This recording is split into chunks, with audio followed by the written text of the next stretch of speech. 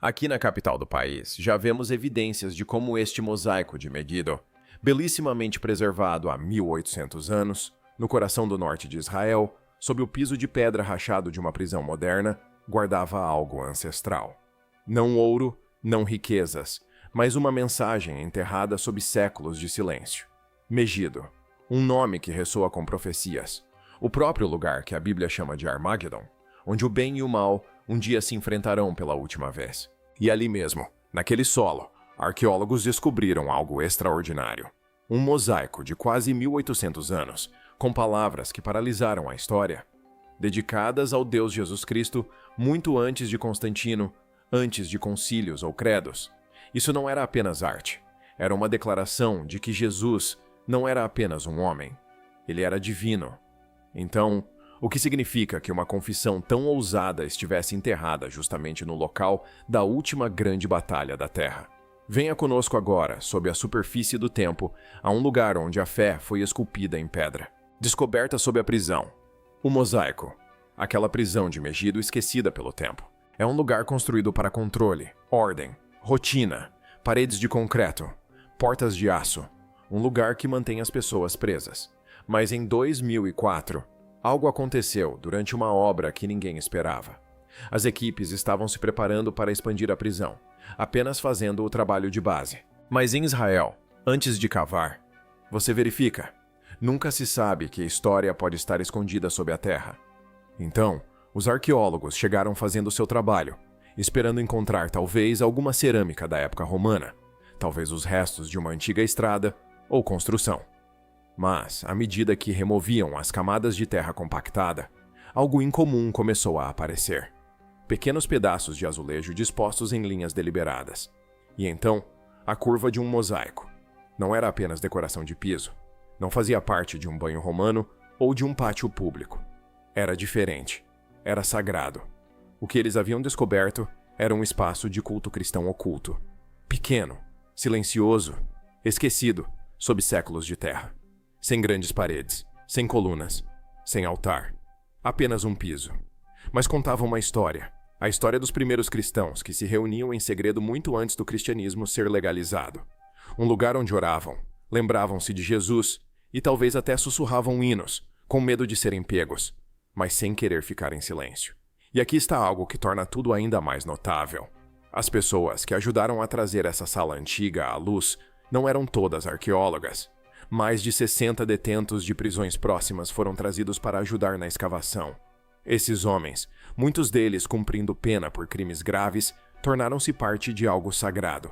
Trabalharam ao lado dos profissionais, removendo cuidadosamente as camadas seculares e descobrindo um dos mais antigos locais de culto cristão já encontrados. Durante 4 anos, eles escavaram peça por peça, dia após dia.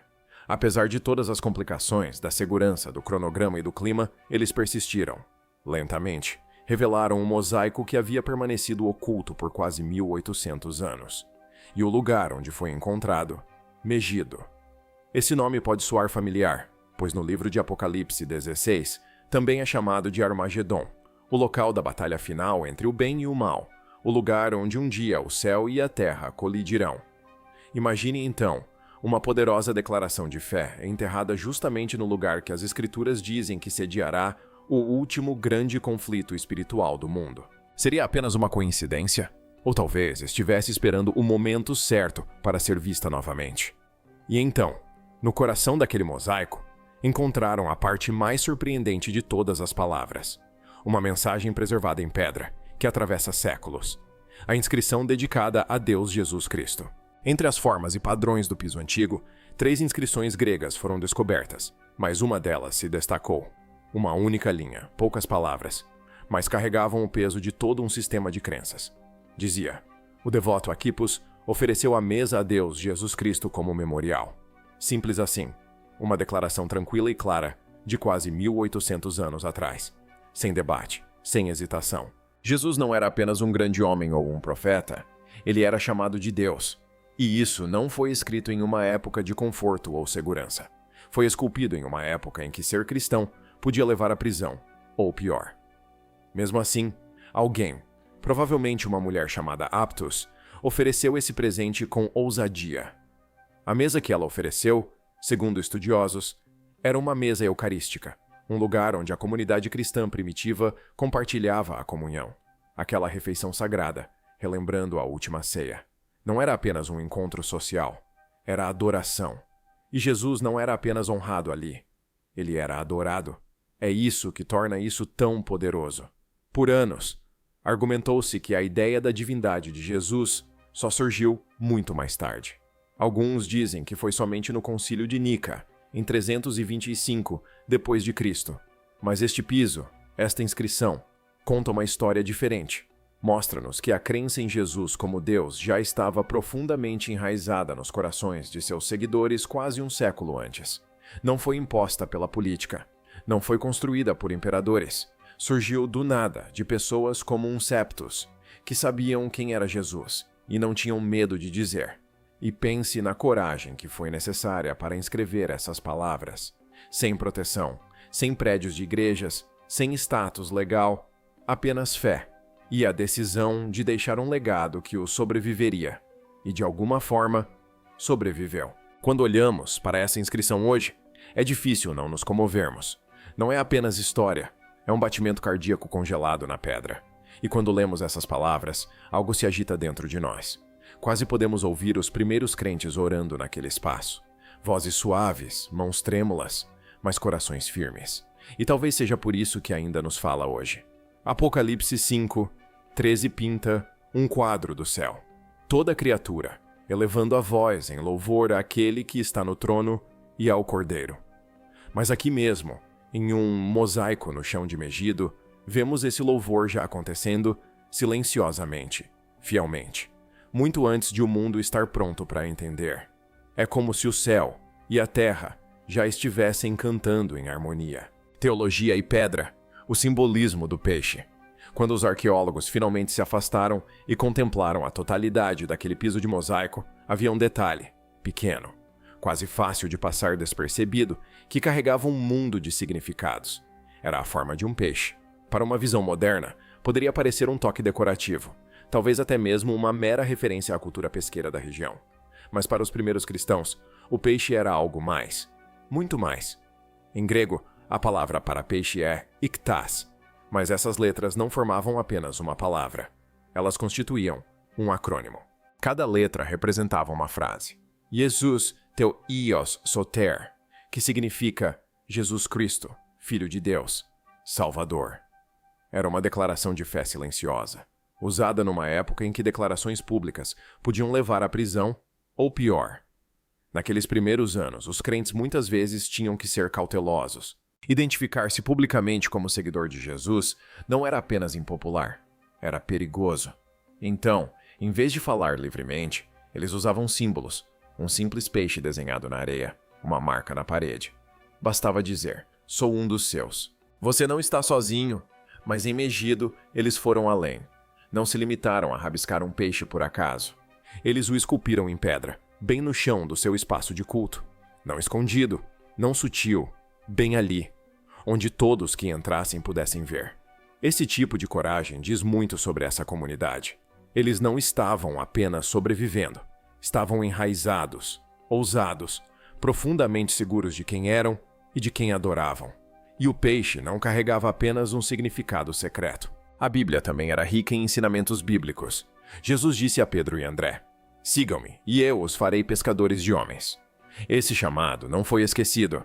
Esses primeiros cristãos se viam como parte dessa mesma missão, compartilhando sua mensagem, atraindo outros. E há mais. O milagre da multiplicação dos pães e peixes, a alimentação dos 5.000, era sobre mais do que fome. Era sobre aquele que provê, que multiplica o que oferecemos, que transforma o pouco que temos em mais do que suficiente. Para eles, o peixe era uma lembrança da provisão divina, do Deus que viu, cuidou e agiu. Então, quando você vê essa imagem ao lado da inscrição Deus Jesus Cristo, começa a sentir o peso daquilo em que eles acreditavam. Eles não estavam apenas honrando um mestre, estavam proclamando o Filho de Deus, seu Salvador, silenciosamente, reverentemente, permanentemente. E tudo isso na forma de um peixe. Culto cristão primitivo antes de Constantino.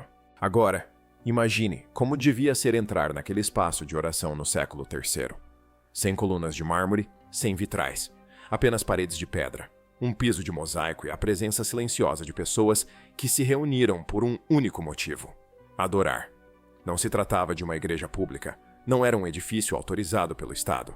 Provavelmente fazia parte da casa de alguém, ou era um pátio adaptado para uso sagrado. Era modesto, mas era o suficiente. Naquela sala, os fiéis se reuniam para compartilhar a Eucaristia. Eles se lembravam de Jesus, partiam o pão, rezavam, e faziam isso sabendo que seus encontros não eram apenas contraculturais. Eram ilegais. Mesmo assim, eles vinham. E isso nos revela algo profundo sobre a fé deles. Não era algo que praticavam por ser fácil. Não era algo que herdaram passivamente. Era algo pelo qual estavam dispostos a arriscar tudo.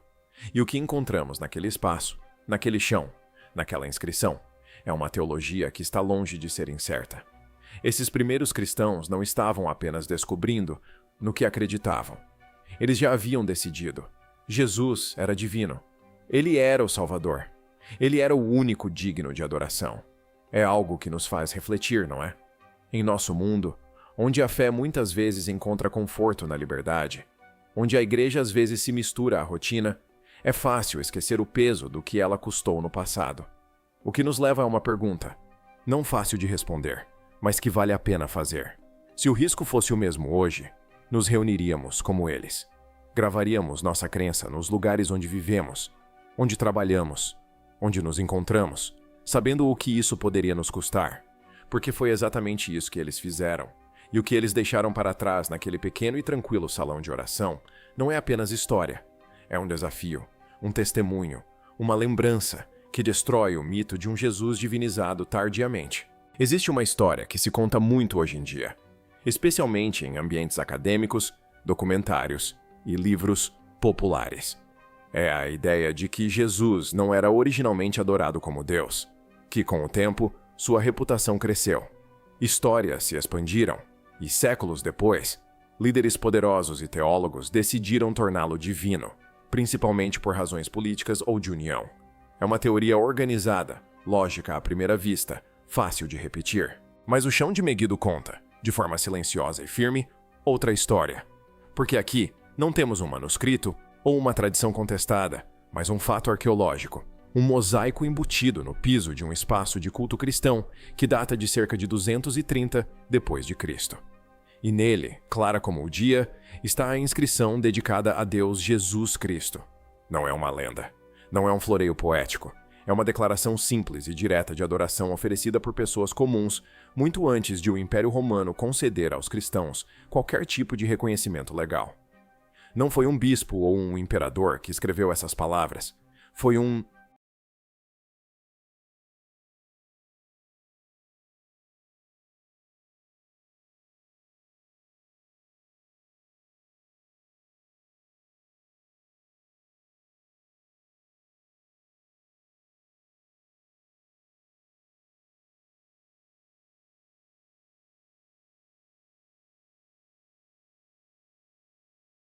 uma crente local, alguém como uma Septus, alguém que deu o que tinha para honrar aquele que ela conhecia como Senhor.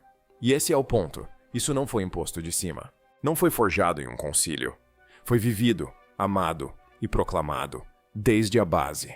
Portanto, quando alguém diz que Jesus se tornou Deus apenas no século IV, as pedras de Megido dizem o contrário. E quando Apocalipse 18 registra as palavras de Cristo, eu sou o Alfa e o Ômega, o princípio e o fim, não se trata apenas de uma grande frase teológica. É uma verdade que os primeiros cristãos já professavam. Não porque alguém lhes tivesse dito para o fazer, mas porque tinham deparado com algo, alguém, que não conseguiam explicar de outra forma. Eucaristia, peixes e o pão da vida.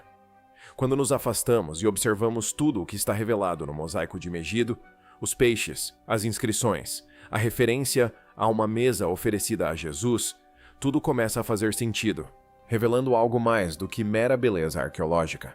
Estas não são imagens aleatórias, não são declarações isoladas, são partes de uma única história unificada. O peixe não era apenas um sinal secreto. Apontava para Jesus como Salvador. A mesa oferecida como memorial não era apenas um móvel, era o coração do culto primitivo. E depois há o contexto, as orações, o próprio espaço, a reverente dedicação a Deus, a Jesus Cristo. Cada elemento faz parte de uma tapeçaria maior. E quando se seguem os fios, eles levam a algo inconfundível. A pessoa de Jesus vista e adorada como divina. Isso nos faz lembrar das palavras de Jesus em João capítulo 6, onde ele diz: "Eu sou o pão da vida, não apenas aquele que dá o pão, mas o próprio pão." Essa passagem, é claro, segue o milagre da multiplicação dos pães e peixes. Um momento em que Jesus pegou um punhado de pães e alguns peixes e alimentou uma multidão. Mas esse milagre não se tratava apenas de saciar a fome. Não era apenas compaixão, era revelação. Jesus não estava apenas providenciando alimento. Ele estava revelando quem ele era. E os primeiros cristãos perceberam isso claramente. Eles não separaram o que Jesus fez de quem Jesus era. Aquele que multiplicou os peixes e os pães era o mesmo com quem eles se encontravam na comunhão. O mesmo em quem confiavam como Salvador. O mesmo a quem chamavam de Deus. Ao observarmos esse mosaico, não estamos apenas contemplando uma obra de arte devocional. Estamos diante de uma declaração teológica expressa em azulejos e pedras, esculpida por mãos que sabiam exatamente o que estavam declarando. Não era uma performance, não era ornamental. Era adoração como confissão, adoração como identidade, adoração como teologia. Esta pequena sala de oração em Megido pode não ter tido grandeza, mas de uma forma silenciosa e poderosa, falou mais alto do que qualquer catedral. Contou a história de Jesus não apenas como lembrado, mas como encontrado, não apenas como mestre ou profeta, mas como o pão da vida, como Deus, entre eles. Por que isso importa hoje? Fé, evidências e legado. Tudo isso nos leva a uma pergunta simples, porém importante. Por que isso importa? Por que um antigo mosaico sob uma prisão no norte de Israel deveria significar algo para nós hoje? A resposta é pessoal e profunda. Este mosaico não é apenas uma peça de museu. Não é apenas algo para ser admirado atrás de um vidro. É uma voz do passado. Uma voz que se recusa a ser silenciada. Uma voz que nos diz que os primeiros seguidores de Jesus não estavam confusos, não estavam hesitantes e não estavam esperando por permissão para crer. Eles já sabiam a quem estavam adorando. E o que eles deixaram para trás é mais do que pedra e símbolo. É evidência.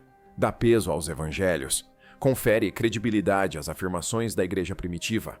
Mostra que a teologia que lemos no Novo Testamento não evoluiu lentamente. Ela já estava viva, já era vivida, já era honrada em lugares escondidos como Megido. Para os crentes de hoje, isso deveria ser incrivelmente encorajador, porque significa que nossa fé não se baseia em lendas ou folclore. Ela está enraizada na história, em testemunhos, na verdade esculpida não apenas nas Escrituras, mas na pedra. E para aqueles que permanecem céticos, que se perguntam se a crença em Jesus como Deus foi algo inventado muito mais tarde por razões políticas ou institucionais, esse mosaico apresenta um desafio silencioso, porém inabalável. Se Jesus não era visto como divino desde o início, por que seus primeiros seguidores incorporaram essa crença nos próprios alicerces de seus locais de culto? Por que correr tal risco? Por que fazer uma afirmação tão ousada, a menos que já fosse profundamente, inegavelmente real para eles? Em um mundo que muitas vezes se torna mais cínico, mais desdenhoso e até hostil à fé, essa descoberta traz uma espécie de resistência silenciosa. Ela nos lembra que a verdade nem sempre está na superfície. Às vezes, ela se esconde no subsolo. Às vezes sobrevive nos cantos mais tranquilos, mas sempre persiste. E agora que foi desenterrada, está falando novamente. As pedras sob Megido contaram sua história. Elas nos mostraram a ousadia da fé primitiva, a clareza da adoração primitiva e a verdade eterna de quem Jesus é. E talvez, apenas talvez, essa história tenha vindo à tona novamente, porque é necessária agora, mais do que nunca.